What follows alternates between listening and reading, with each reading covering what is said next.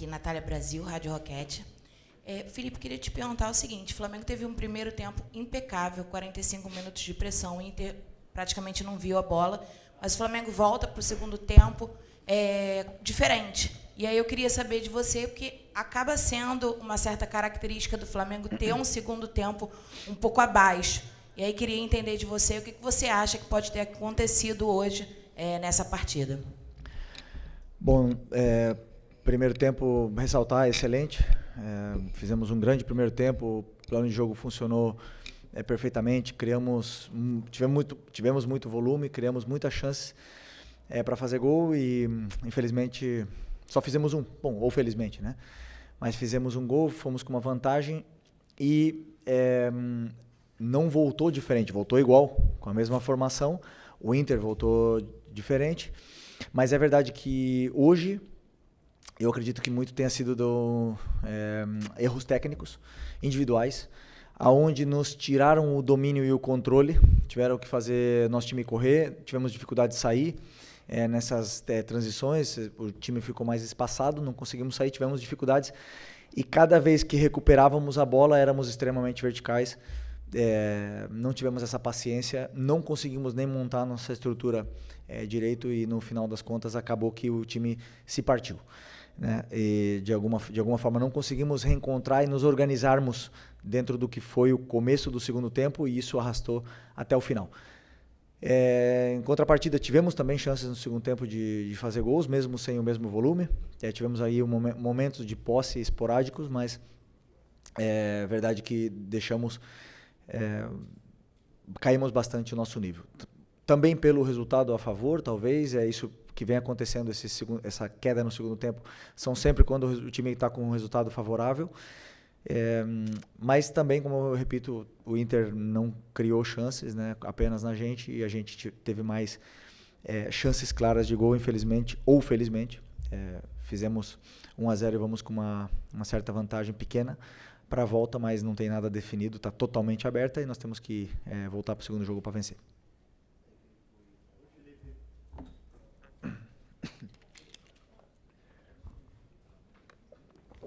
Oi, Felipe, Sérgio Lobo aqui. Teu próximo adversário é o de hoje. E depois, na semana que vem, também é o de hoje. O que esse jogo de hoje pode mostrar para você, para o jogo de domingo, que é uma competição diferente, o Flamengo é o líder do campeonato, e para a volta na semana que vem? Você já falou um pouquinho da vitória, do placar e da vantagem. Eu queria saber de você se tudo que foi hoje aqui, para quarta-feira que vem, foi suficiente para você. O suficiente em que sentido, desculpa? Em termos do placar e da vantagem que o Flamengo está levando para o jogo da quarta-feira. Então, primeiro, começar por essa pergunta, para mim não. Claro que queríamos fazer um resultado melhor, mas também não é ruim, né? Vamos com uma vantagem. E conseguimos uma vantagem, conseguimos ganhar vencer e dominar uma grande equipe, como é a do Inter, né? Que tem uma forma de jogar também de controle de jogo, de volume, de posse, e no final das contas a gente teve mais, só que não se traduziu em gols. Portanto, eu acho que foi um resultado justo e vamos com essa vantagem mais na cabeça, vamos ir para vencer o jogo, porque foi a mesma coisa que em todas as vezes que nós chegamos com vantagem nas competições, diga-se na Copa do Brasil do ano passado, na final, e fomos para vencer. E esse não tem que ser o nosso pensamento. E a outra, não lembro. Domingo?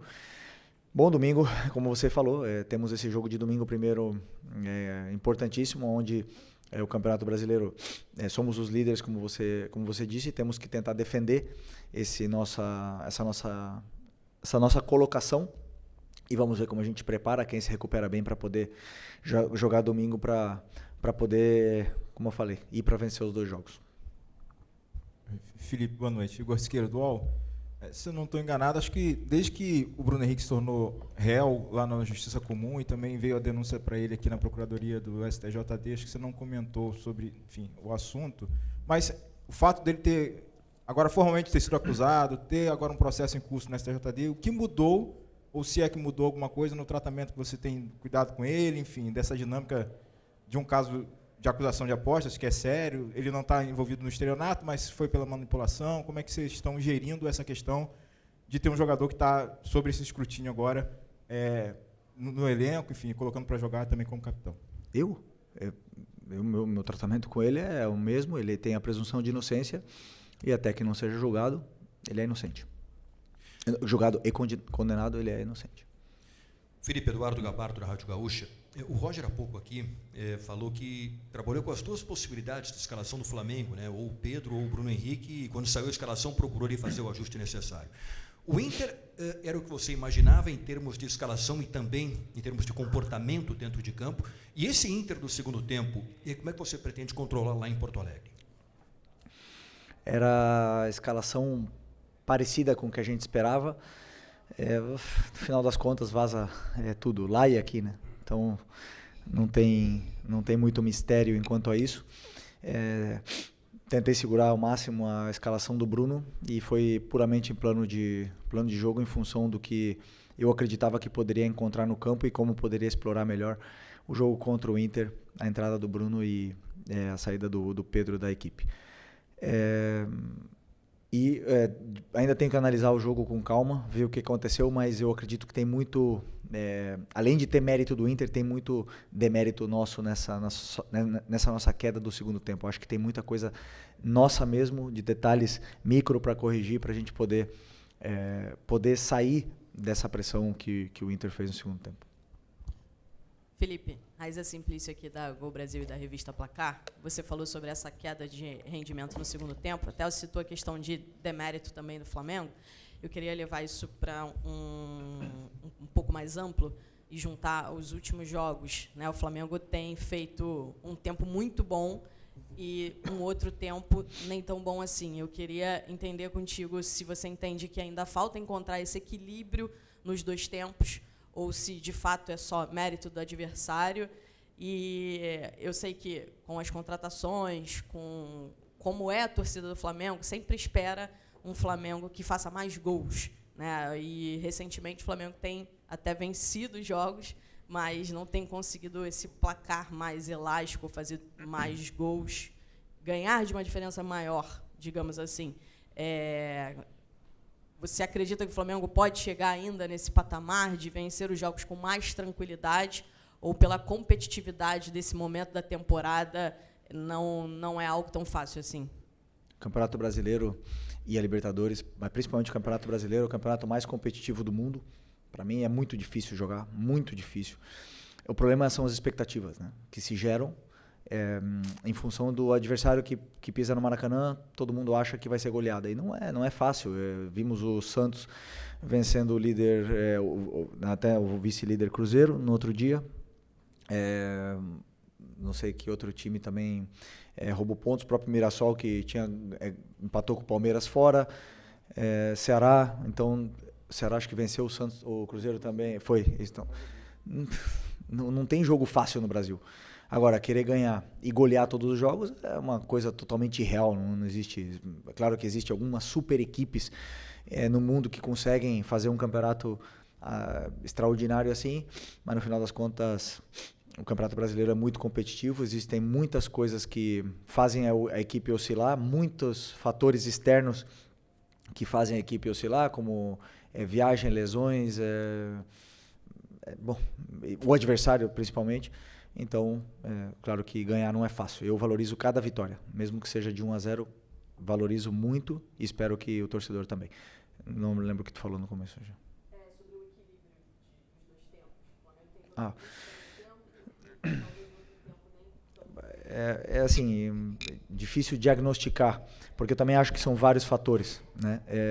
Primeiro, é muito difícil para um treinador, quando você faz um primeiro tempo perfeito, ou quase perfeito, com poucos erros, e poucos ajustes a fazer em cima do que aconteceu no primeiro tempo, sabendo que o treinador adversário vai mudar, só que eu não sei o que ele vai fazer, não sei que sistema, que estratégia, que trocas que ele vai fazer, então não tem como falar para os jogadores o que vai acontecer. E muitas vezes eles mesmos têm que resolver dentro do campo, isso demora tempo, e aí tem vários fatores que podem acontecer, mas uma das coisas que acontece basicamente é isso, o treinador adversário muda no segundo tempo, a gente não prepara e até encontrar esse equilíbrio passam minutos e E no final das contas o resultado, como eu falei, a favor faz com que o time se feche um pouco.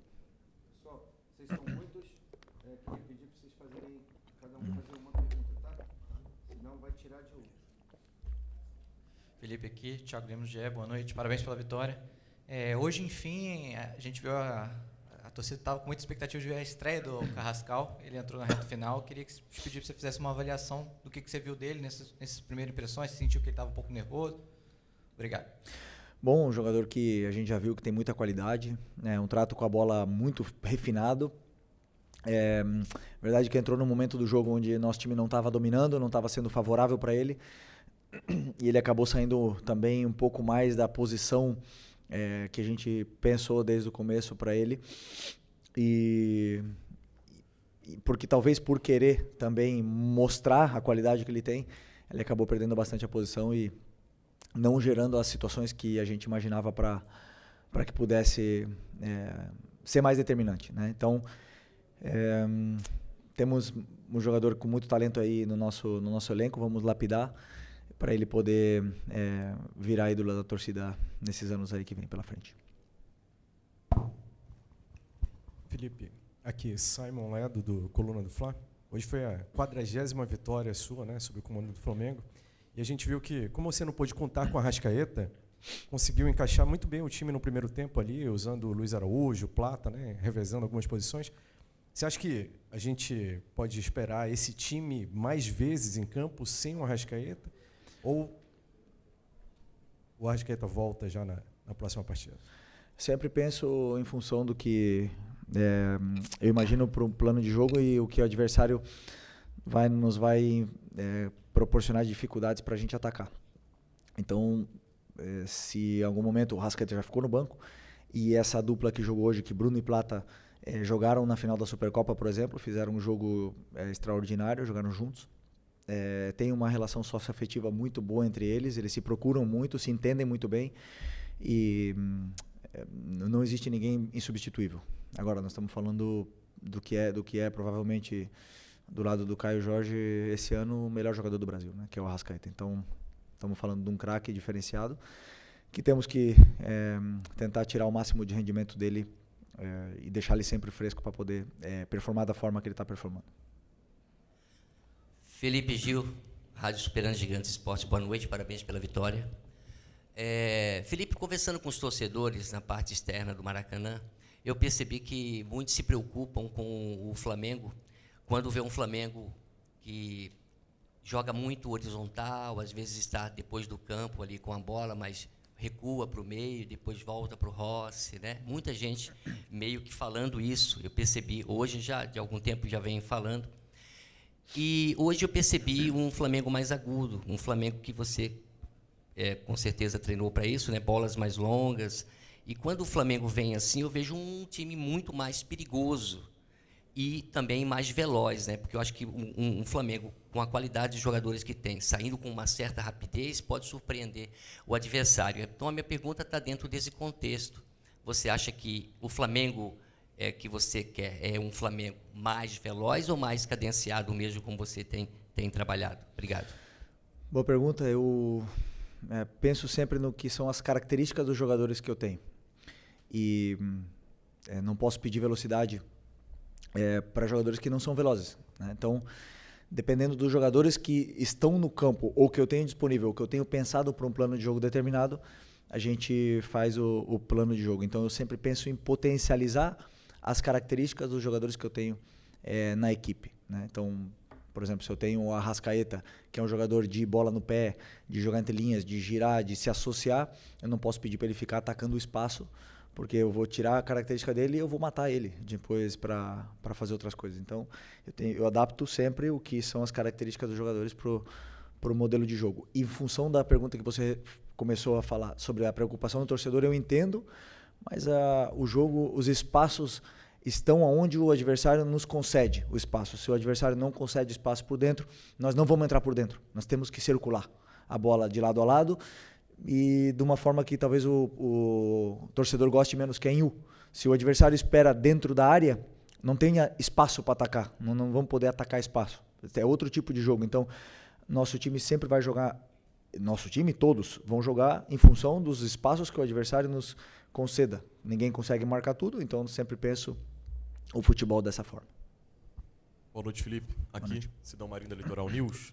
Antes do jogo, você deu uma entrevista e disse que era o jogo mais importante do Flamengo na temporada. Pela frente são mais 2 duelos contra o Internacional. O Roger há pouco deu uma entrevista e disse que o foco maior do Inter vai ser na Copa Libertadores, mas que ele ainda vai analisar a escalação que vai colocar em campo pelo Campeonato Brasileiro. Mata-mata tem aquela questão da urgência, ainda mais que o Flamengo já caiu da Copa do Brasil, mas no Campeonato Brasileiro a prioridade igual da Libertadores e o Flamengo querendo manter a liderança. O que você está pensando da equipe para esse jogo do fim de semana e o que a sua escalação pode influenciar no jogo da quarta? Tanto no físico dos jogadores, mas também no entendimento tático do Roger Machado, porque são 3 jogos seguidos e acaba que um acaba trazendo lições para o outro compromisso. Obrigado. Penso no jogo do domingo, ainda não pensei, na verdade vou pensar amanhã no jogo do domingo, na escalação que encaixe melhor, dependendo do que eu acredito que vai ser para poder vencer o jogo. Como o teu companheiro bem citou, somos líderes e temos que defender o liderato. Não podemos abrir mão do brasileiro. E eu acredito sim que temos um elenco para ir e tentar vencer os 2 jogos. Tem jogadores muito fortes que aguentam e vamos com força máxima para os 2 jogos. Felipe, tudo bem? Boa noite. Aqui no meio, Gabriel Orfa, canal Paparazzo, Rubro Negro, Revista Placar. Felipe, você ainda não conta com o Eric Pulgar, né, que tá voltando da cirurgia que ele teve, e você tem 3 opções na volância hoje, que são o Jorginho, o Everton Araújo e o Alan. Você optou por começar com o Jorginho e o Alan, e depois entrar com o Everton. Mas há uma expectativa muito grande, pelo menos pelos torcedores, de ver o Saul jogando, talvez como segundo volante ali ao lado do Jorginho. Você já falou que ele é um jogador polivalente, que pode jogar no meio campo, mas que você enxerga ele hoje um pouco mais na função que era do Gerson antigamente. Eu queria saber se há possibilidade, se você pensa em utilizar, em algum desses próximos confrontos, o Saul como volante, como segundo volante, que é uma expectativa muito alta da torcida. Obrigado. Sim, é uma possibilidade que temos aí para os próximos jogos, em função dos volantes disponíveis que nós temos no elenco. Como você falou, o Eric e o Nico têm lesões, talvez o Nico volte, mas sem dúvida, se eu precisar, eu sei que o Saul pode jogar ali. Aliás, jogou ali muitos anos. Felipe aqui, boa noite. Felipe, você vai ter uma situação agora com o Internacional muito parecida que você teve com o Atlético Mineiro. A diferença é que com o Atlético, entre um jogo e o outro, você teve o Ceará aqui lá no Castelão. Eu queria saber de você, assim, como técnico, fica mais fácil de estudar o adversário quando você tem 3 jogos seguidos contra ele? Ou você acha que o Campeonato Brasileiro, o Inter vai jogar de outra forma, por ser outro campeonato?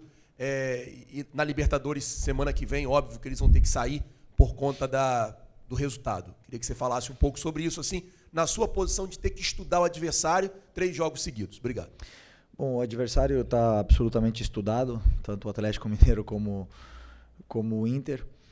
O jogo de hoje nos dará pistas do que aconteceu tanto na nossa equipe como na espaços que eles deixaram, a equipe deles nos concedeu. Os próprios jogadores encontraram espaços que não fomos nós que falamos, que não fomos nós que dissemos, e esses tipos de detalhes é o que costumamos analisar novamente para poder montar novas estratégias para poder vencer. Mas sim, é um adversário muito qualificado, com variações táticas. Aliás, contra o São Paulo jogou com 3 zagueiros, é uma possibilidade que eles têm também. Então, temos que tentar nos adaptar para qualquer mudança que eles possam fazer. E nós também, fazer mudanças para ajustes, não mudanças, ajustes para melhorar nosso plano de jogo do que foi no nosso jogo de hoje. Felipe, boa noite. Lucas Pessim, do Sport Mix TV. Queria saber de você, porque dá para analisar nos últimos jogos do Flamengo que o time tem aproveitado muito a bola parada e a roubada de bola no campo ofensivo. Se esse é um pedido seu para o Flamengo manter esse tipo de jogo da bola aérea, da bola parada e também da roubada de bola, porque o Flamengo, com esse elenco que tem, muitos cobram mais criação. O que você tem mais pedido para o seu elenco? E eu sei que o Rodrigo pediu uma pergunta só, mas o Arrascaeta, o que você e a sua comissão técnica estão enxergando como um possível reserva imediato na ausência do Arrascaeta? Nem lembro a primeira. Me fala de novo, agora que eu esqueci. Tô com sono. O seu time com a bola aérea tem sido muito mais efetivo e também com a roubada no ataque. Não, a fase defensiva, a pressão alta é uma fase do jogo. O bloco médio e o bloco baixo são outra fase do jogo. Hoje ficamos em bloco baixo em algum momento. O time soube sofrer. A bola parada é outro momento do jogo. E todos eles têm a mesma importância. A mesma. Só que fazer a pressão alta, se você rouba a bola no campo do adversário, você está mais perto do gol deles, né? Então, tem a mesma importância. E a mesma importância que eu dou para a transição também. E também a mesma importância que eu dou para a criação de jogadas. Cada adversário tem características, peculiaridades. Você nunca vai roubar a bola na área de um time que não joga. Você nunca vai jogar de um time que só dá chutão ou só dá lançamento. Você nunca vai roubar uma bola no campo adversário. Então, cada jogo te dá, como eu falei antes, pistas e estratégias para você montar um plano. E a bola parada faz parte desse nosso plano, que tentamos que seja o mais completo possível para os jogadores. Felipe, tudo bem? Boa noite, Júlio Miguel Neto, da Rubro News TV. Felipe, ainda pegando sobre a situação do Jorge Carrascal, quando ele veio, né, chegando no Flamengo, muitos falavam que ele seria um substituto imediato do Arrascaeta ou um jogador para suprir uma ausência, ou lesão, suspensão, ou até mesmo dentro de campo, provar que joga ali naquela posição. É notório que o Arrascaeta hoje faz uma função diferente. Por exemplo, quando jogava com você, né? Ele tem por característica voltar ao meio-campo, mas hoje ele está muito mais próximo da área. Como um meio atacante, um segundo atacante. Por exemplo, o gol contra o Ceará, ele está dentro da área. Qual é a função que você imagina para o Jorge Carrascal? Porque hoje o time do Flamengo, tecnicamente, pelos lados, é muito forte. Jogadores de força. Lino pela esquerda, ou Araújo, ou Plata pela direita. Qual é a função que você imagina usufruir um jogador com tanta qualidade, o Jorge Carrascal, que é um meia, mas hoje até deu para ver que jogou um pouco mais avançado ali, encostando no Bruno, quando você faz aquela mudança tática. Carrascal, ele é substituto do Arrascaeta de hoje ou de quando você jogava com ele? Porque está nítido que o posicionamento do Arrasca mudou. Eu penso no Arrascaeta perto da área, como você falou, um jogador que é determinante, um jogador com números, né? Ele acaba todo ano com mais de 10 assistências e mais de 10 gols, todos ou quase todos os anos. E tenho muita felicidade por ele estar vivendo a melhor fase dele na minha mão, porque eu conheço muito esse jogador, joguei do lado dele e sei o que ele pode dar para a equipe e o diferente que ele é, né? Então, na minha visão, pelo que eu vi do Carrascal, pelo que eu já conversei com ele, eles podem jogar na mesma posição. O Carrascal encaixa nessa mesma posição do Arrascaeta perfeitamente, mas ele mesmo já me deixou também claro que ele pode jogar por fora, tanto do lado direito como do lado esquerdo. E hoje se viu, ele tem a tendência em ir para a direita, para o lado direito. É uma característica que o jogador ele vai para onde ele se sente confortável no campo. Então ele pode fazer também a função do lado direito. Importante, eu acho que mais respondendo a tua pergunta, é a qualidade que esse jogador tem quando a bola cai no pé. Claro que chegou agora, entrou numa fogueira tremenda e não teve quase tempo de adaptação, treinou só uma semana e não tenho dúvida que ele vai evoluir, vai entender muito bem como são os seus companheiros para se associar o melhor possível, para ele que também está perto da área, porque se ele está no Flamengo, é um jogador de ataque, é porque ele tem gol e tem assistências e tenho certeza que ele vai fazer grandes temporadas aqui.